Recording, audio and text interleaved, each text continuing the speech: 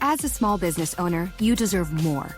More confidence, more connectivity, more of the tools that help your business thrive. And at Cox Business, you can expect more from us. We don't just have sales reps. We have perfect plan identifiers. People who will work with you to make sure your business gets everything it needs and nothing that it doesn't. Your business deserves more, and that's why you can expect more from Cox Business. Call 800-526-8572 to switch today. There's nothing more predictable in life than the unexpected. Lightning will always strike. Hail will fall on roofs. Fortunately, there's AAA. AAA has been helping members stay prepared for over 100 years. So when unusual storms, fallen debris, or sudden leaks happen, you'll be covered. Check, check, and check. Get the home and auto insurance you need by talking with a AAA insurance agent today. Visit AAA.com/insurance or stop by your local AAA store.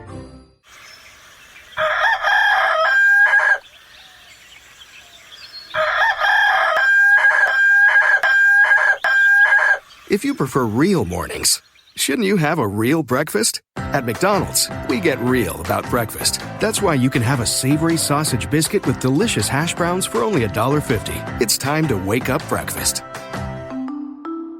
Single item at regular price. Prices and participation may vary. Cannot be combined with any other offer or combo meal. Thoughts of suicide may feel impossible to overcome. But with help and support, you can find hope and meaning.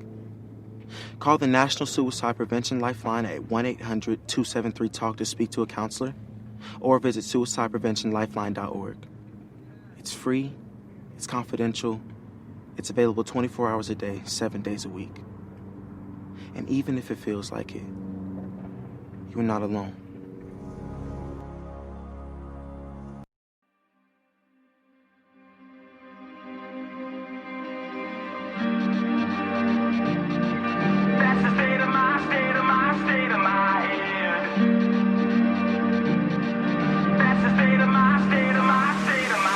It's been a long, bumpy ride sitting back in the saddle. It's time to get down, dirty up our knees in the battle. Oh, come on, round up the boys, gonna make the walls rattle. Oh, our flag is tattered and our bones are shattered, but it doesn't matter 'cause we're moving forward. Round them up, let's go. Round them up, let's go.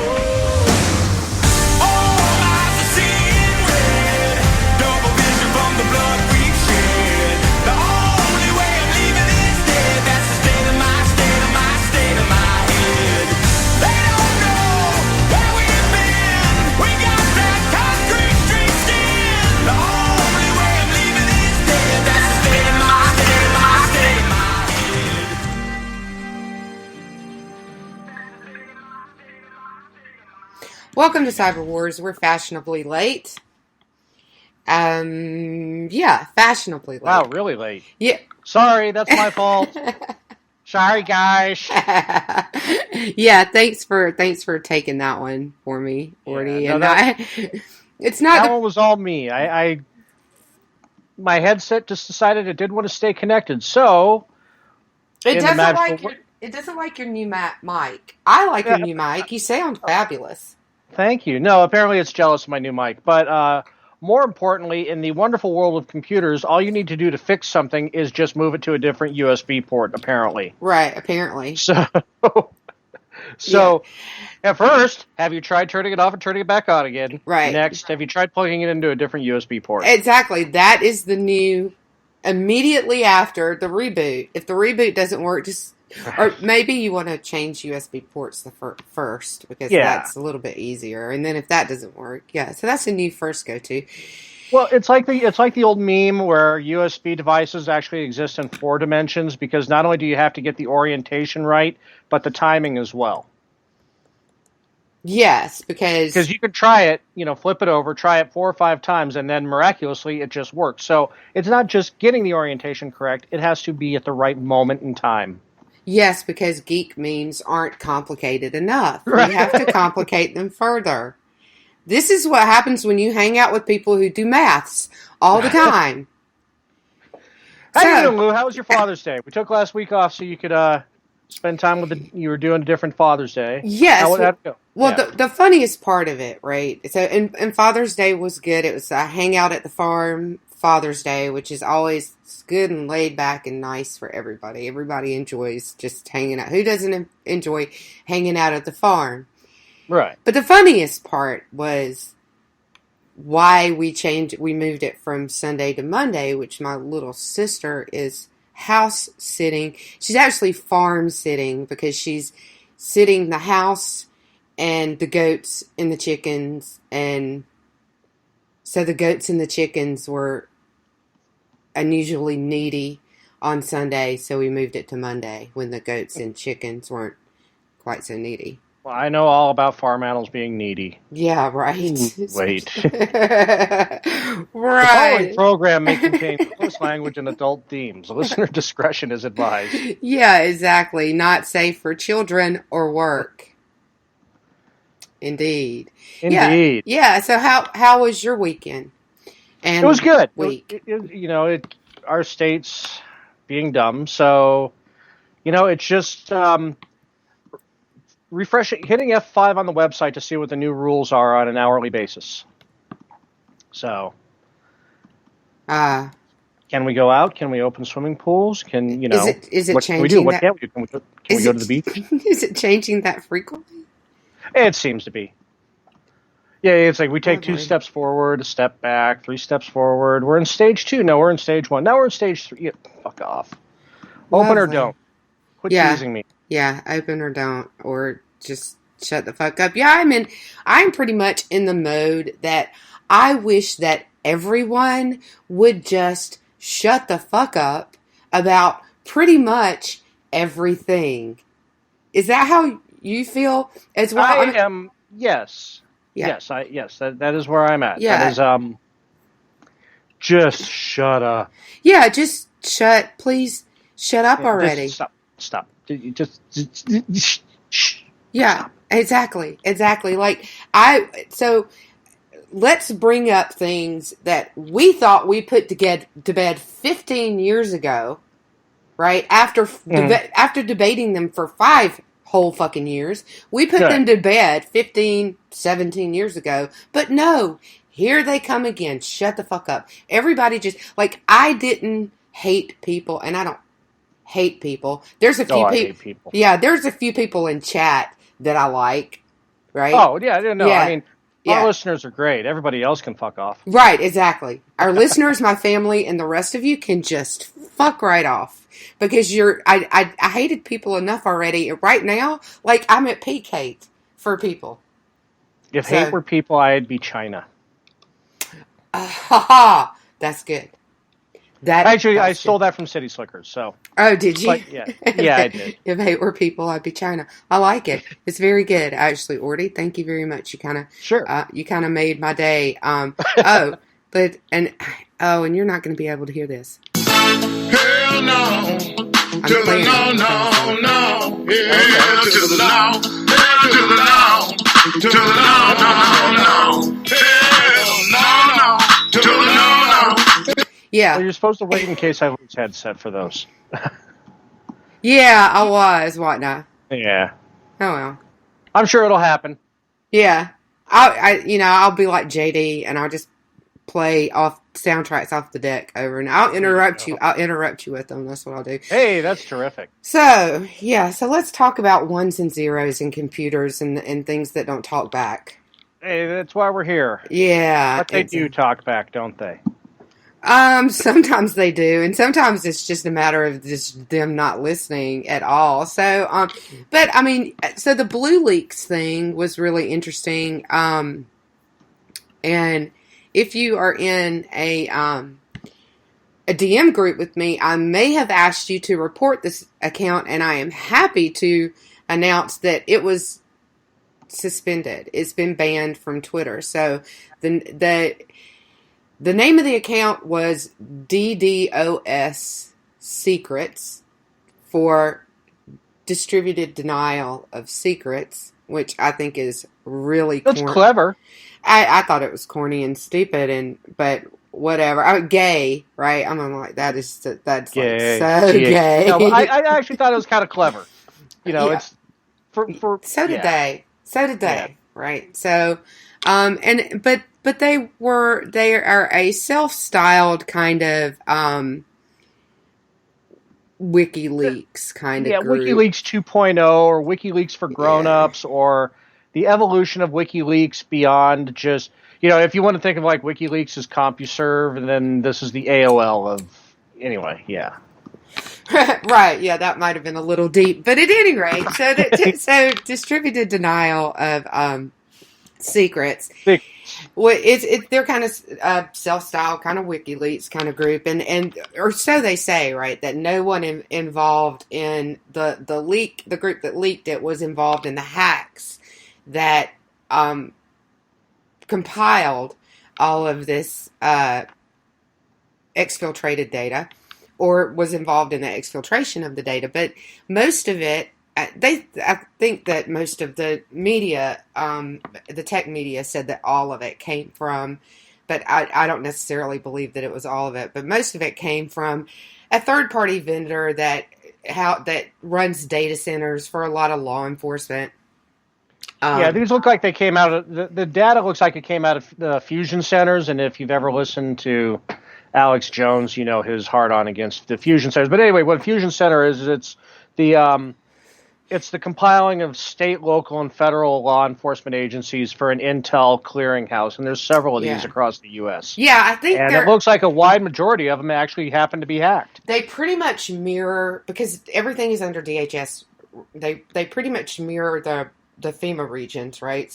Sure. So there's as many. I think there are 9 FEMA regions, if I remember correctly. Yeah. So that I'm actually pulling for Jade Helm FEMA Camp 7 for my indoctrination center. I hear that's going to be the party place.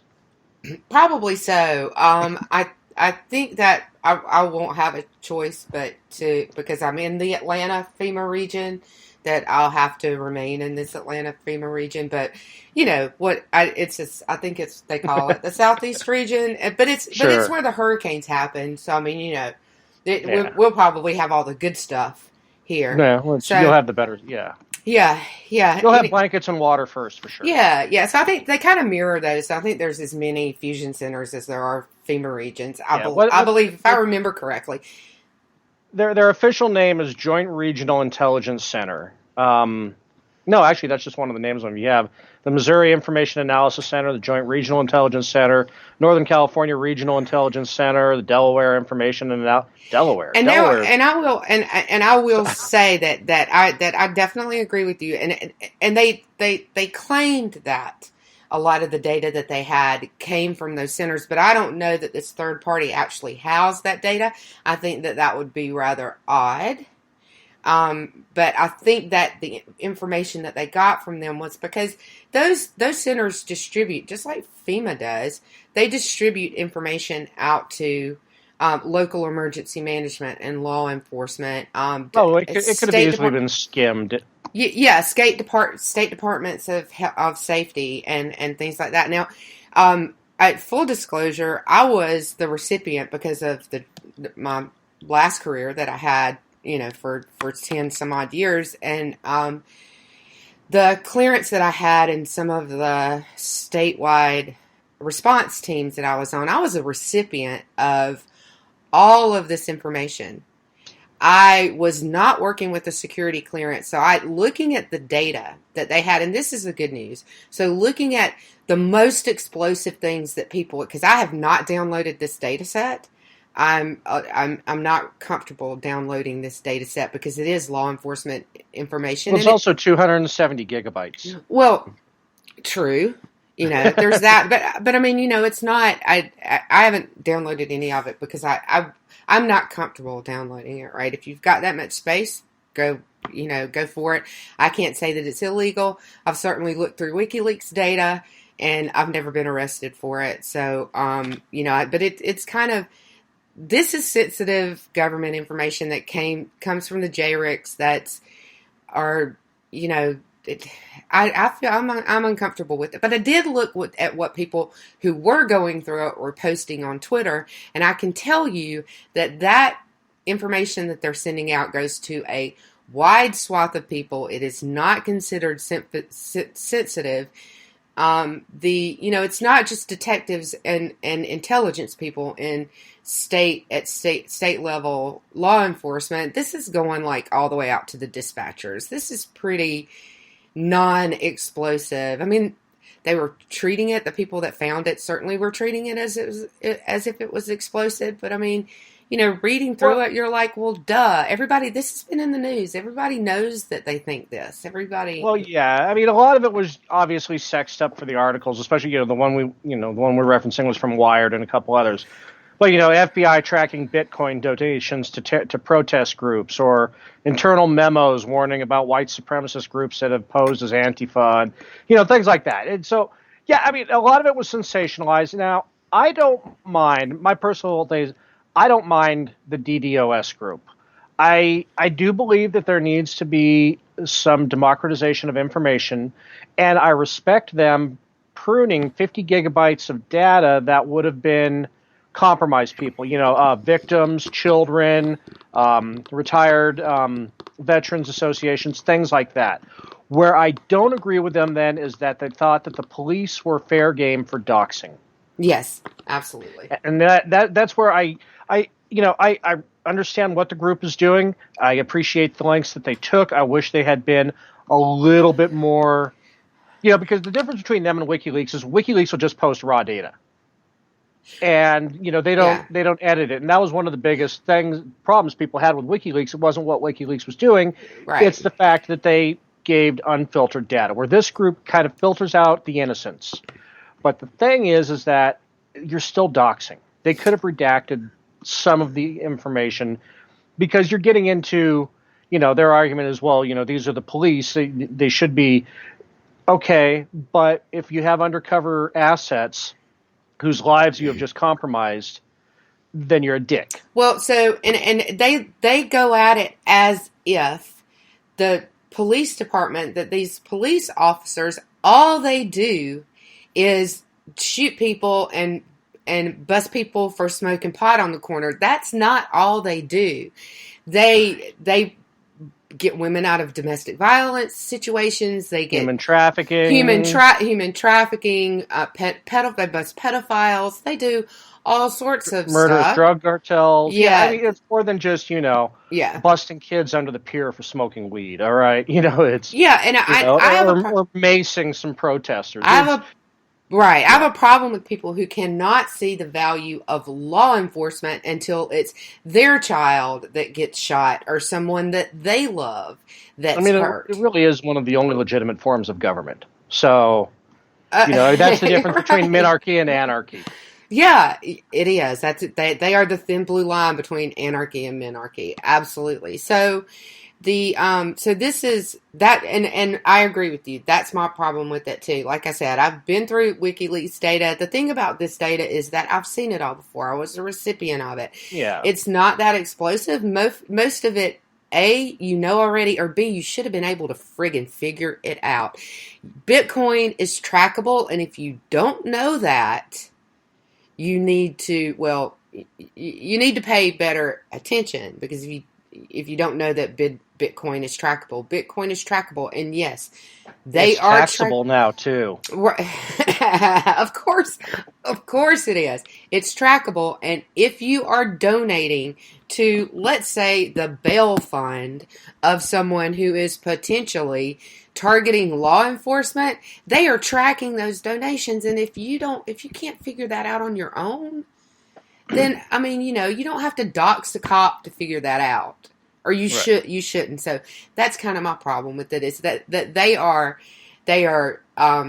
playing to the lowest common denominator and doing it in the lowest form of activity where this is concerned. So that was kind of my problem with them, and the doxing and the putting cops' names out there and their badge numbers out there, and giving people the opportunity just to get right down to their home address.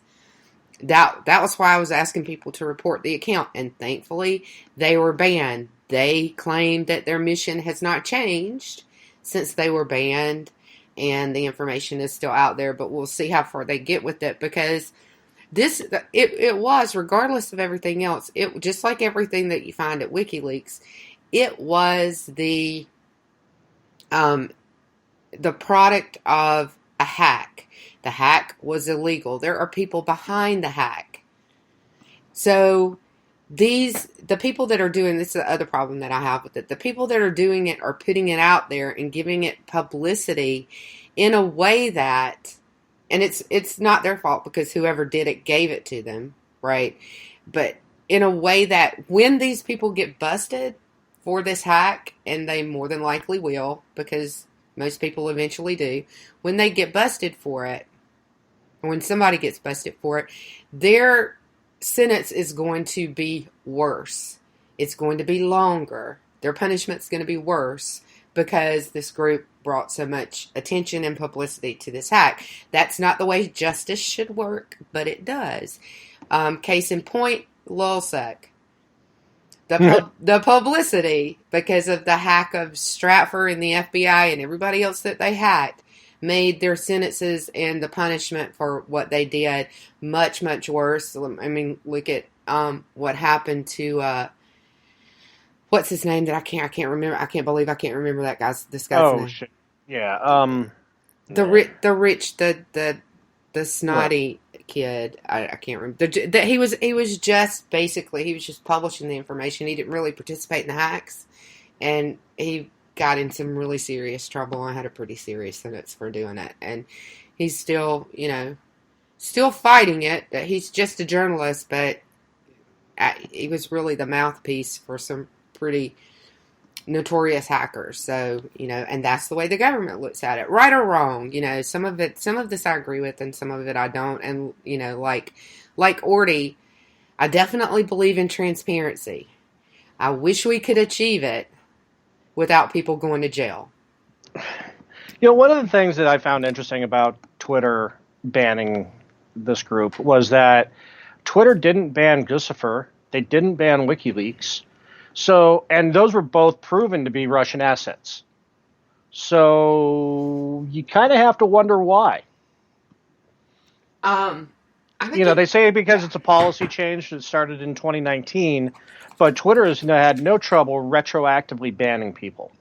Now, Guccifer's account, I think, did get suspended at one point eventually, but it took a while, right? It took a lot. Yeah, it took a while, and WordPress never took his site down. I think it's right. I think it's actually still out there, but but that's a really interesting point, and what I said to people actually when I was asking them to report this site was the feds might be leaving this up for a reason, and they do.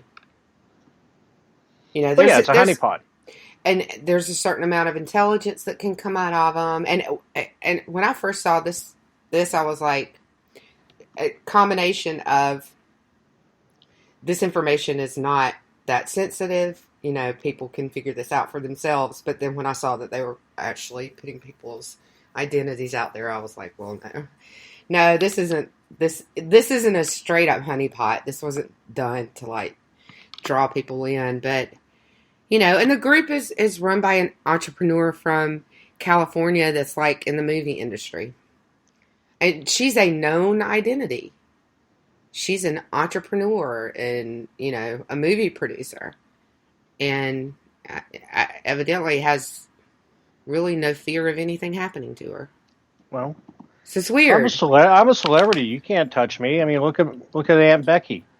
Yeah, we shall see, I suppose, right? Yeah. So, what was next on our agenda? Well, we were going to talk about big breaking news today. The Indian government has banned 59 Chinese apps, including TikTok.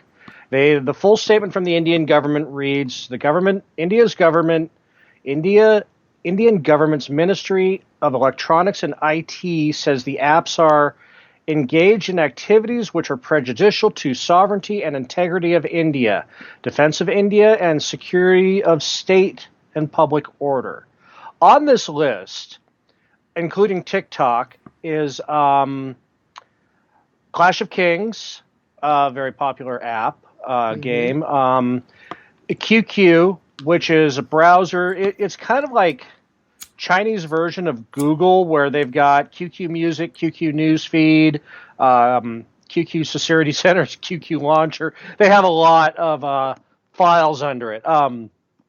Cam Scanner, Vault Hide, We Meet, Sweet Selfie, just a whole bunch of apps. Yeah, Selfie City, that's one I've seen. Yeah.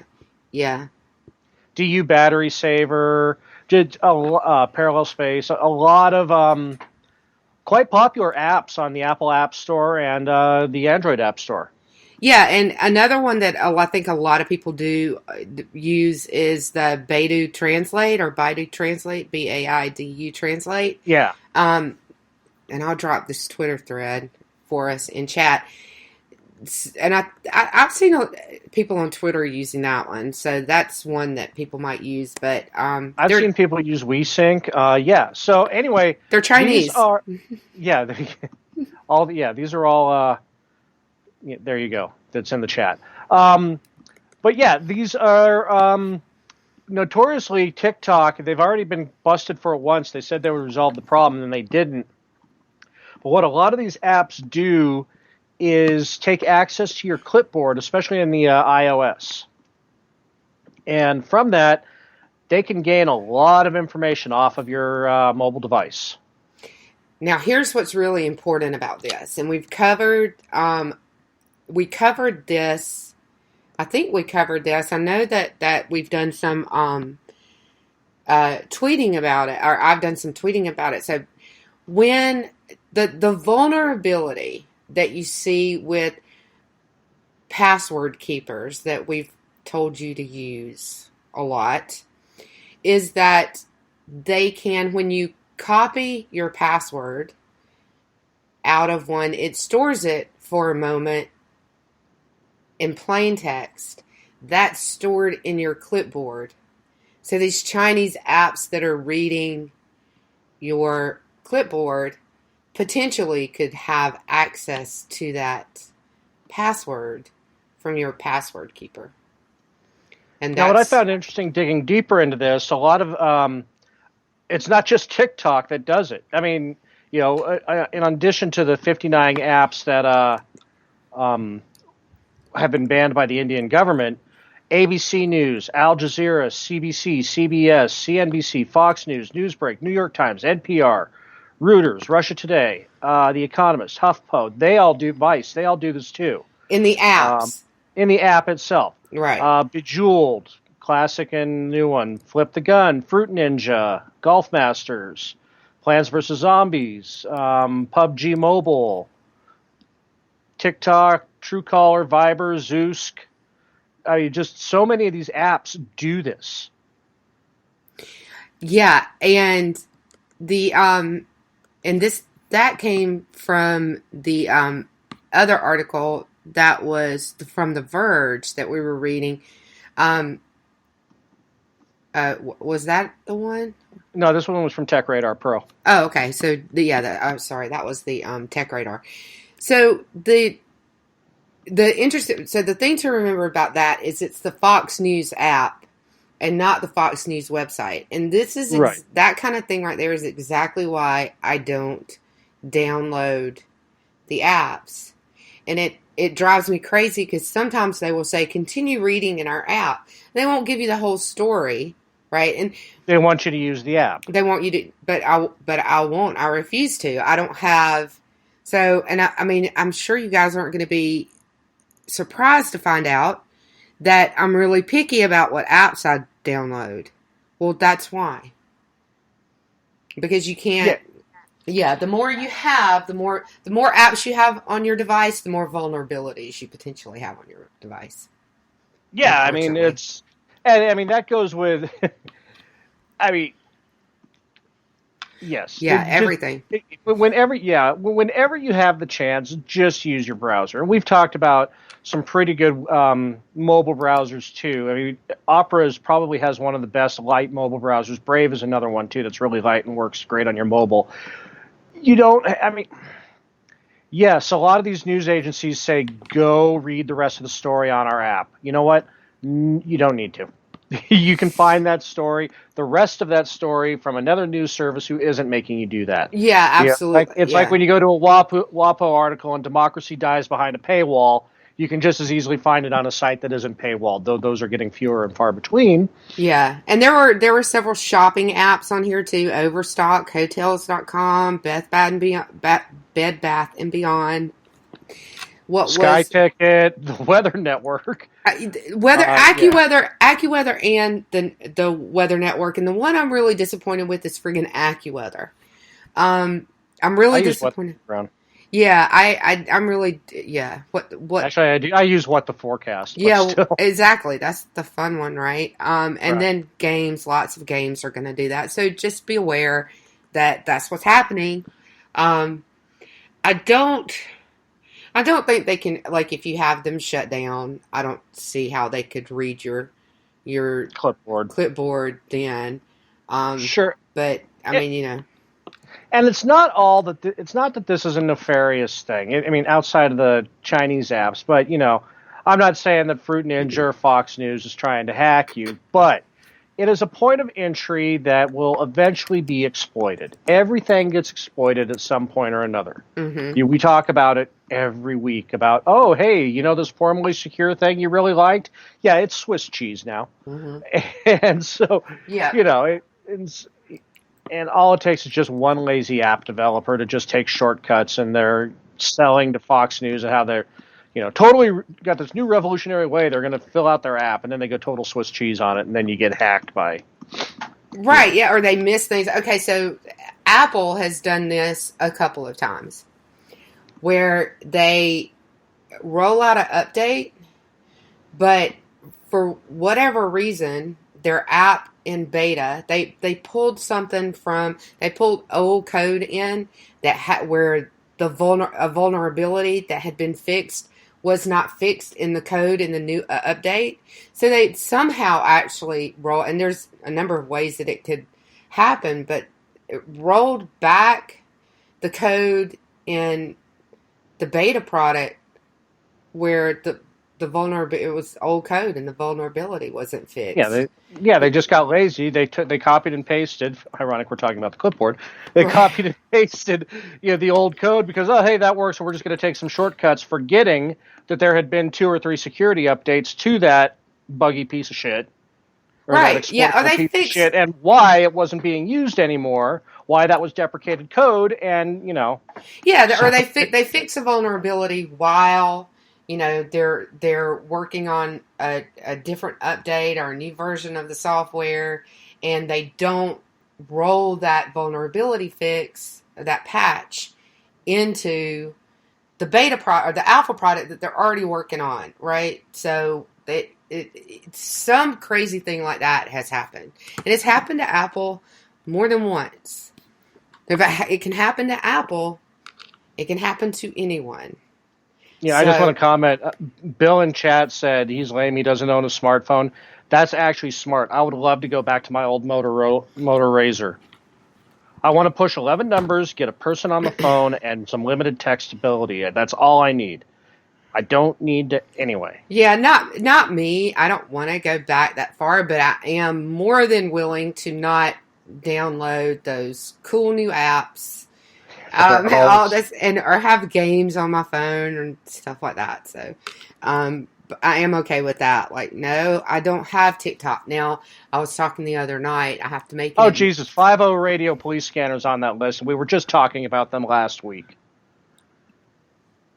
Right. Anyway. Right. And that's right. So I downloaded some of those and I deleted them immediately. I also have a couple of test phones or research phones that I use, and if I want to, I basically sandbox things on those. I don't use it for anything else. I don't have my password keepers on it, anything like that. And so I have TikTok on one of those phones for research purposes, but I was admitting air quote. Yeah, you can hear me when I do that, right? So, right. But I was admitting Friday night that I got addicted to it. So I know a lot of people that got addicted to TikTok during the shutdown. Yeah, the cops of TikTok are funny. I'm sorry, they are. They're very funny. And it's just fun to watch all the African Americans do their Trump thing because they don't give two fucks. Period. So anyway, and this is why I mark our shows explicit. So let's do one more before we go to break. Okay, you want to do a quick one? Yes. Let's do the GeoVision. Okay, that's kind of a fun one from my perspective, anyway. So, GeoVision, it's a Taiwanese fingerprint scanner company. Now, the poor Taiwanese, they're always getting owned. I don't know why. They're like some of the smartest people in the world. They get owned all the time by stuff like this. So, this is their own fault, though. This isn't like, I mean, this is just laziness. This is just again lazy, like we talked about. This is lazy.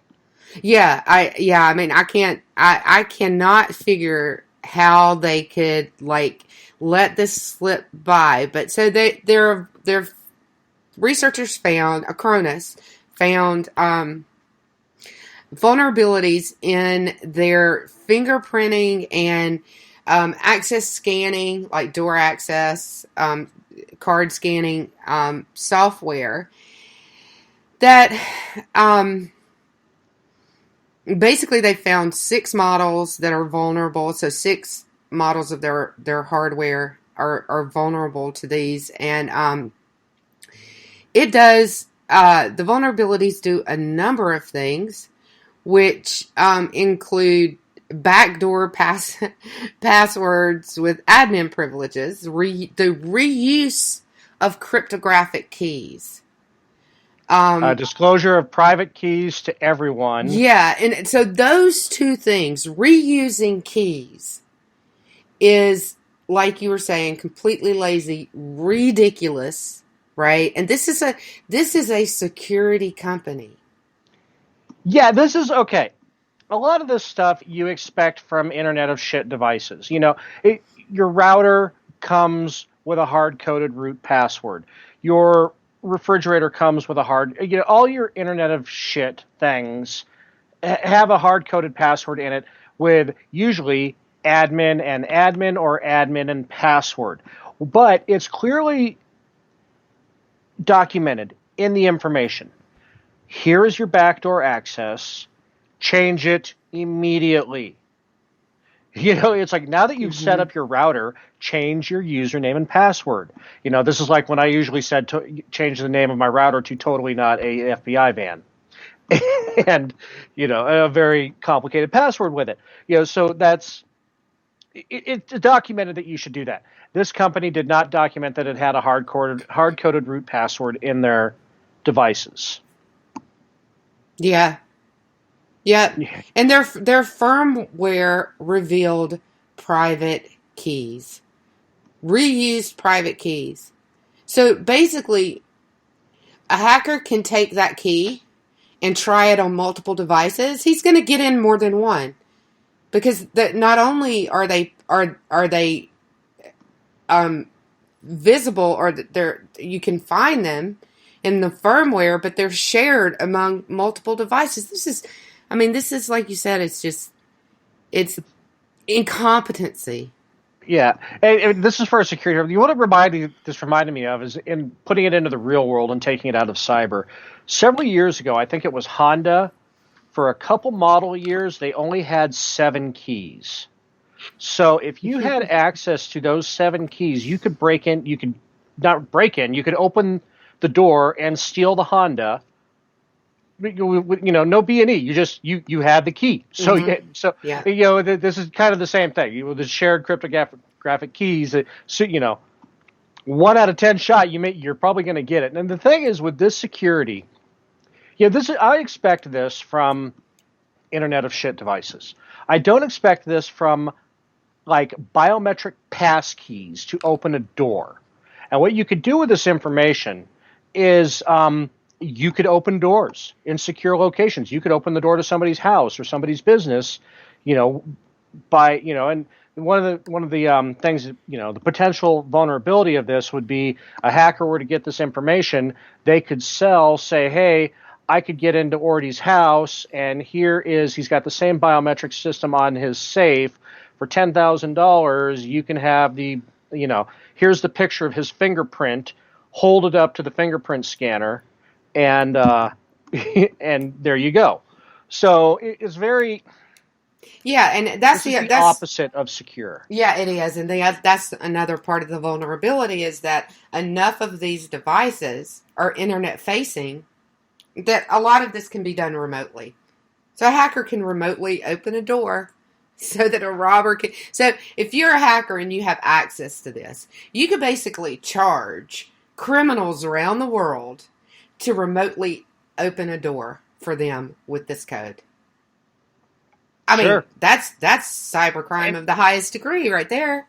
And the worst part of it, the absolute worst part of it, is when Acronis notified GeoVision about their vulnerabilities in August of 2019, it wasn't until 10 months later that the vulnerabilities were fixed. And even then, only 3 of the 4 of them. At the time of the press of this article, only 3 of the 4 of the vulnerabilities have been fixed. Yeah. And there were no firmware updates in any of that time. No critical vulnerabilities reported to their clients. None of it. So, if you have any GeoVision stock, get rid of it now. Because it's now that they've fixed, they're probably back on the rise. But if you wondered why your GeoVision stock took a dive, I certainly hope not, because I would never buy stock in a company. I would never use a company that's had this this kind of problem where they knew it was out there and they didn't fix it, and they took 10 months and then the news came out. I would never use a company like that. This is my problem with Zoom, right? And a lot of people in InfoSec say, well, they've had a problem, but they're fixing it. They're getting... No, this is 3 years of problems, and they've said there were times last year and the year before that they had similar problems, and they said, oh, we'll fix it. Well, guess what's cropping up this year? The same problems. It's like, it's not just one, a couple of months of problems and now they're fixing them. This happens year after year after year with Zoom. So it's that kind of thing. It's a consistent, a consistent demonstration of incompetency, or worse, not give a fuck. Right. Okay. So there we are. And of course, that led into a Zoom rant. So that means that we have to go to break. So I can. We have to go to break. If you bring up Zoom, we got to go to break. Right, exactly. So thanks for sticking in with us, guys. We will be right back.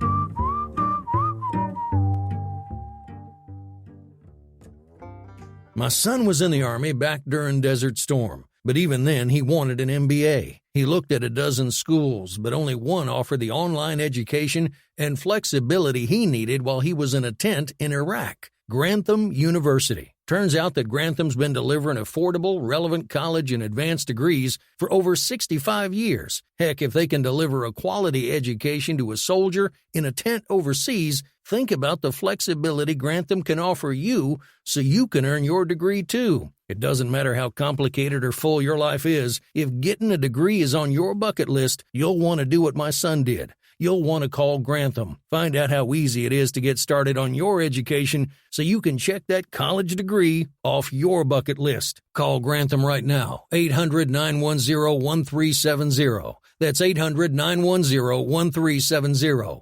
Flexible, affordable, relevant. Call 800-910-1370. Tired of paying outrageous prices for Viagra? Well, we have great news for you. Now you can finally get Viagra at huge discounts. Healthy Man allows you to save up to $500 on Viagra. Why pay U.S. pharmacy prices of $15 per pill or more when you can get Viagra for less than $3 a pill? Call today and get 40 Viagra pills for only $99. This can cost as much as $600 at your local pharmacy. You can't afford not to call us. If you want Viagra at the lowest prices, never pay $15 $3 a pill pharmacy prices again. Get Viagra for less than $3 a pill. Call 1-800-516-7602 today and save up to $500 and get 40 pills for just $99. Healthy Man is fast, easy, and affordable. Operators are waiting at 1-800-516-7602 to take your call right now. Call 1-800-516-7602. That's 1-800-516-7602. Again, 1-800-516-7602.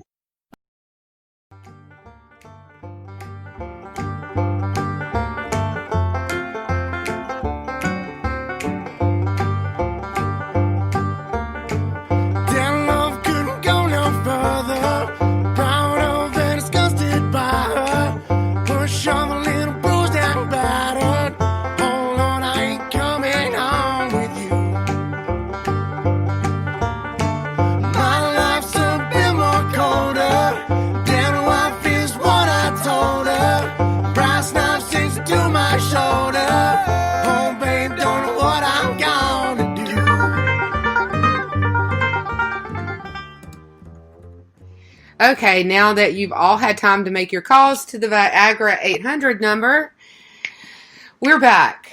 Hi. I got to finger snapping mode. Yeah, you definitely were. That song will do it to you, actually. Yeah, every totally. time. Every time.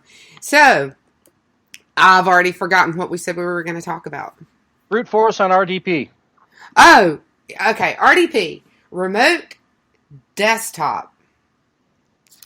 So, when this is every company has their VP, almost every company, most big companies have their employees set up when they work from home, or let's say, for instance, in a lockdown situation like we've been in recently. When they VPN into the company, they are using a remote desktop application that syncs with their desktop at work. And there's... most instances, it's Windows Remote Desktop Service. Yeah, almost all instances. Cisco has a very popular VPN remote desktop application. It's so expensive. Cisco's really good, though. Yeah. However, sure. And they're great. As far as security goes, Cisco is great, but even they are vulnerable. So what happened during the Corona lockdowns is over 100,000 daily brute force attacks on RDP, which is remote desktop, in the pandemic lockdown. Yeah, that's nearly double what it was prior to December 2019. And in hitting the Windows Remote Desktop Protocol, they're doing it with brute force. You've heard us talk about brute force attacks in the past, where basically they take information that they have gotten from other hacks, like, say, an Amazon hack or, Bed Bath & Beyond, or stole it off of your iPhone clipboard. And what they'll do is they just mash that with your company email. We've talked about it, whereas they're just guessing. They're just bashing their way in using your known passwords, or using a known username password combination for somebody they believe works at that company.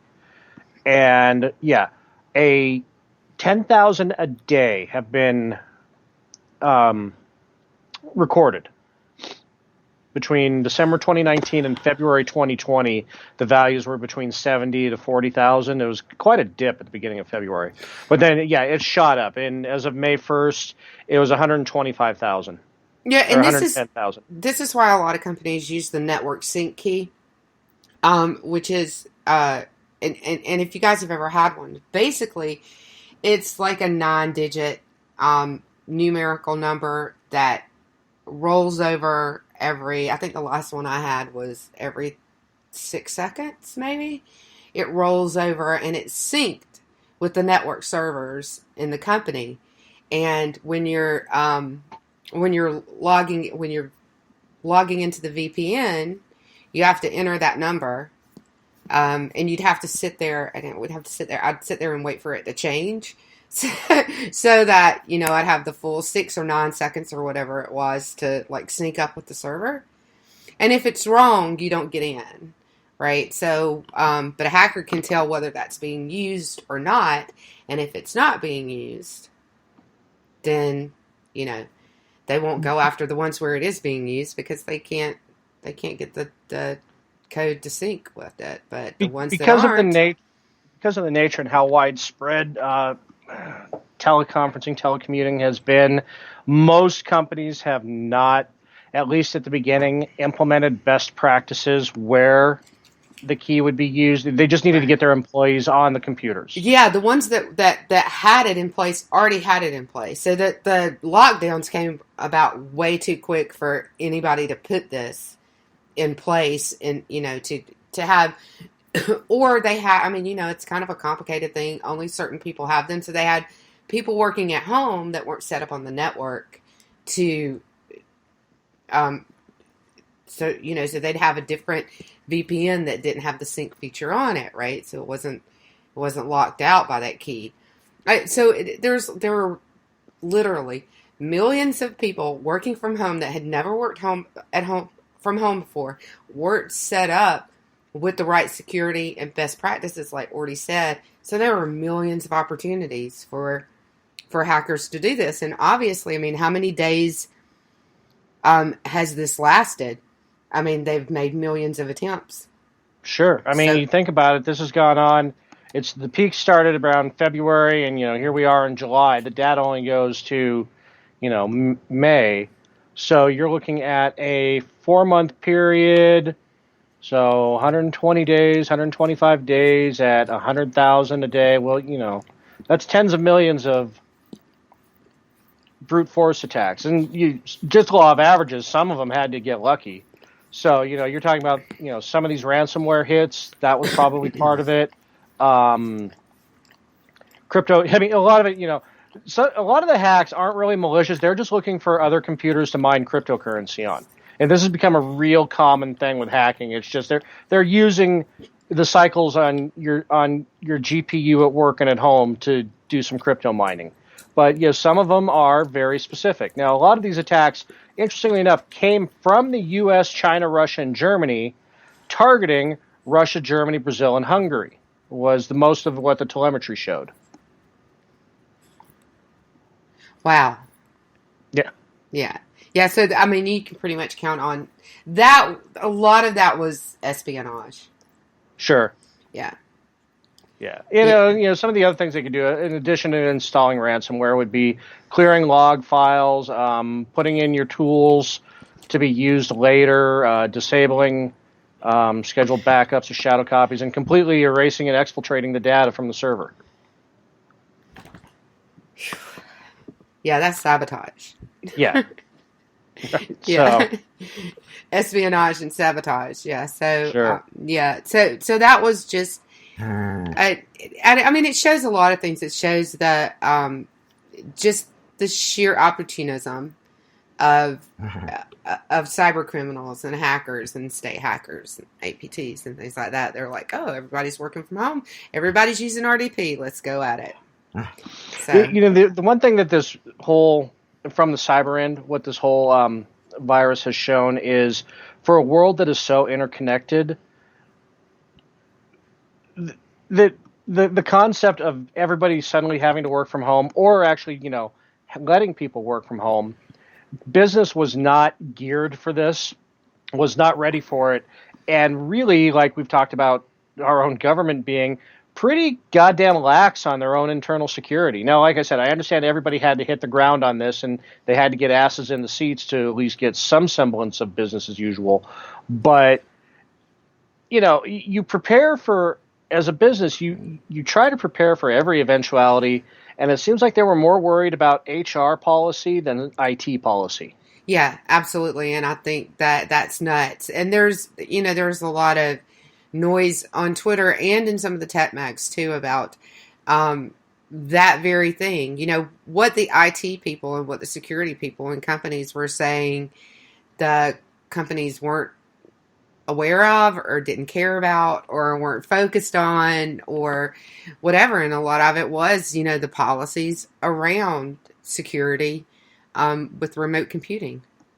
So you have to make sure that your bathrooms are all inclusive, but that your server hardware is an afterthought. Because we've talked about this when it comes to government and everything. IT just isn't sexy.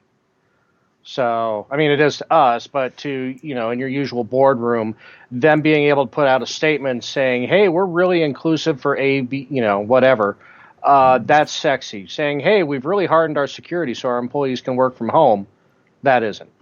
Right. Exactly. And what you think is like, hey, you get to spend more time at home with your family. Everybody, they always say, we want to make, sure our company is family friendly, or, that you have the freedom to exercise, do what you want as long as you're productive. Then why? That's an IT thing. We have the technology to make it where almost half the jobs in the world can be done from home. Probably more. I mean, really, if they had to, probably more. Well, everything that's not field work, sure, could be done from home. So I don't know what percentage that is, but it's a lot. A lot of things could be done if you don't work in a hospital, right? I mean, or obviously, plumbers, electricians, but you all can't work from home with that. But or retail, but those giant bank buildings that you see 700 people in, all of that can be done from home, except for the actual tellers. Right. So, and most banks don't even have those anymore anyway. So yeah. Right. Yeah. Ruby's decided she wants to be on air. Hi, Ruby. Yeah, she was licking my headset a minute ago for some reason. I have no idea why. So, yeah, and I think that, last prediction where this is concerned, I think that over the next few months, we will be hearing quite a few, there will be more and more stories coming out about who got hacked, right? This way. So we're about to, I kind of predict that we're about to hit a storm of news about hacks that occurred through remote desktops. And who was impacted by it and that sort of thing. I believe we talked about it back in March, maybe April too, that it would be July, August, September, that we would start to hear the ramifications of everybody suddenly working from home and nobody, using Zoom for everything, and people using their kids' gaming computer to log into their work servers and shit like that, or taking their work laptop home and their kid playing Candy Crush on it, and so yeah, absolutely. I think that I think we did talk about that, and I think that this is just a sign that we were probably right about it. So, yeah. So, last story. I think Mage Cart. Yeah, so Mage Cart is a group that it's referred to as a group. It's another one of those kind of exploit / cyber criminal groups that's kind of a hybrid of the two, right? Because their methods are, the group is kind of narrowed to people who use this method for hacking, or these methods for hacking, specifically e-commerce checkouts. So they're actually pretty. They're getting really savvy. I mean, the thing with the most recent attack, what they did was they put a Java executable in the metadata of the favicon for the website, where they would, when the little icon loads up in your address bar, there was metadata within it that would run a Java executable to start looking for information that you had filled out in a form, your credit card, your address, your billing address, things like that. For people who don't do web development like we do and may not know what a favicon is, so the favicon or favicon is in the URL at the top. So if you look at the top of the chat page right now, you should be able to see, depending on what browser you're using, you should be able to see the KLRN radio logo to the left at the top in the address bar to the left of the URL. Yeah, or you'll see a little microphone, red, white, and blue microphone, depending upon which browser you use, or some you may not have any. But anyway, it is a tiny little image. Yeah, and it's called the favicon, and that's where they were putting the malicious code to grab your credit card number and details when you enter and your login credentials and any form you filled out on the site. Yeah, and in some instances they would load up a help client where you would be chatting with them and not the actual help of the e-commerce site, or they would be piggybacked in the help file, reading it in real time, and nobody was the wiser. It was actually Malwarebytes that discovered these latest attempts. Yay, Malwarebytes. Yay, Malwarebytes. Yeah. So, I mean, and it's like you said, that was ingenious. And it's one reason that this group / whatever, they've really become notorious because they've gotten so good at this kind of stuff. Yeah, I'm posting an image that was pulled from okay, yeah. So it's going into the chat now. Yeah, so there's the image of, when the looking at the metadata viewer for the favicon. What it would do is in the image copyright section, in this particular instance, it would run a JavaScript to signal the command and control server to start logging keystroke information. Yeah. I mean, it's just like their methods and they've gone after some really big successfully after some really big sites with lots of resources. So where, a lot of e-commerce cyber criminals will go after some of the smaller sites. Like there was one not too long ago hosted at Rackspace that, it was just a small site, but these guys go after Ticketmaster, Newegg, British Airways, Newegg, yeah. Mm-hmm, yeah, MyPillow. Right? Yeah, they've actually gone after MyPillow twice, which, leave the MyPillow guy alone. He does good work. Right, exactly. And Forbes magazine, big shopper approved. Big sites with lots of resources, and you would expect some pretty good security, right? So, and some of them, like MyPillow, caught them pretty quickly the first time. So, their security must be pretty good, but, yeah. So it's, they're extremely, they're very prolific, and they're pretty creative, and they were actually listed by Wired magazine as the most dangerous people on the internet in 2018. Yeah, I can certainly see that. What I didn't see is a total estimate of how much money. That was the one thing that I couldn't find. That's something that I would like to find. Yeah, I didn't see that anywhere either. And one of the ways that they do this is that they host their malware on GitHub. And when you have something like WooCommerce or an e-commerce plugin for WordPress, for example, you're out there looking for things that you want your e-commerce site to do. And, say that you want to have an image of the shoe you sell, but you want to have it do this neat little effect when you hover over it. Well, what they do is that they'll find abandoned code on GitHub, put their malicious software in it, make it look new, and then their malicious software, their keyloggers and everything else is embedded in the image of your goddamn shoe you're trying to sell. So, and that's really, really sophisticated attacks. And like I said, don't think that, I'll just be safe and not buy from some jinky website. Like we said, Newegg, shopper approved, Tops, Atlanta Hawks fan merchandise store, college campus bookstores.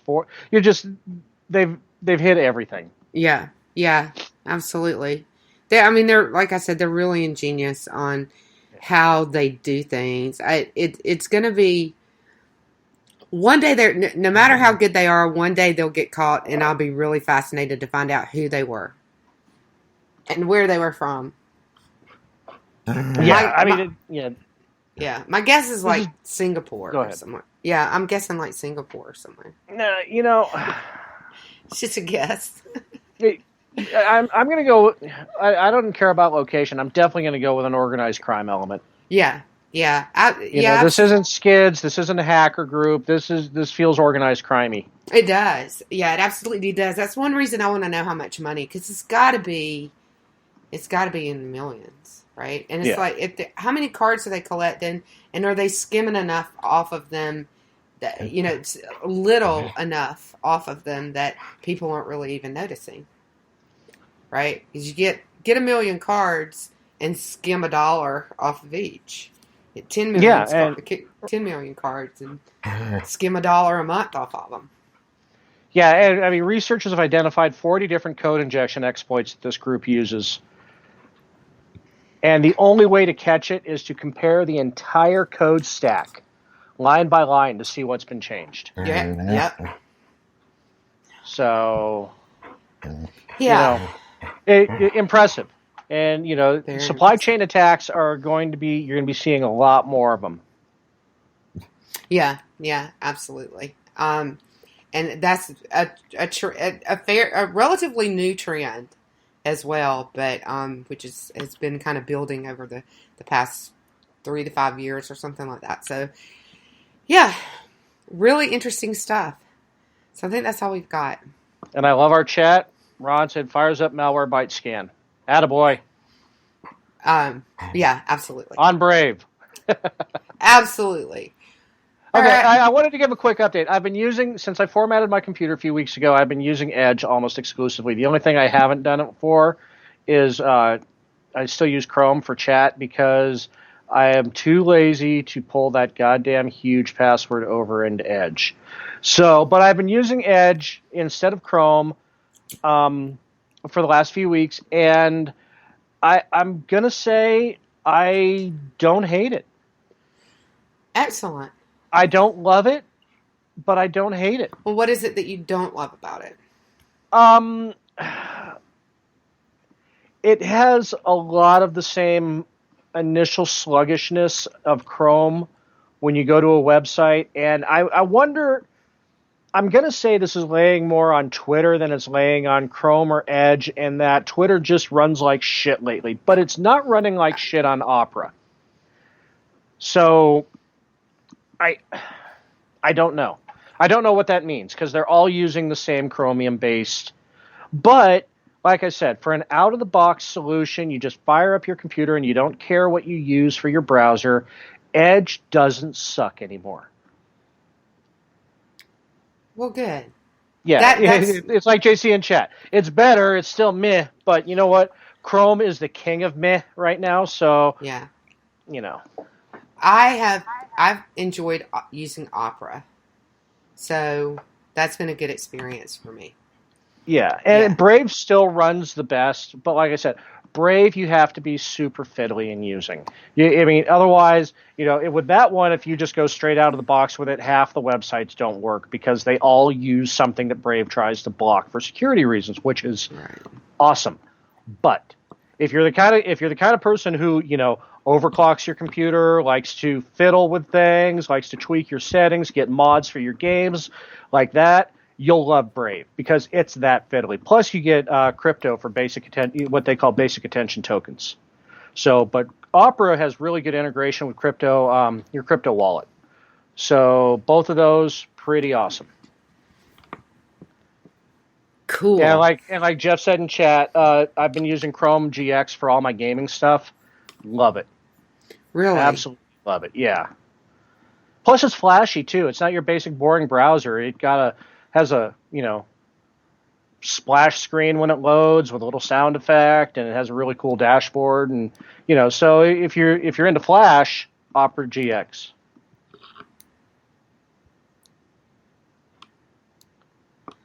Nice. Yeah. Nice. So tell everybody where you're going to... and next week we have some Windows news, right? Yeah, we do have some Windows news. I just saw this when we were at break, and there are 300 exploitable executables, or DLL files in Windows 10.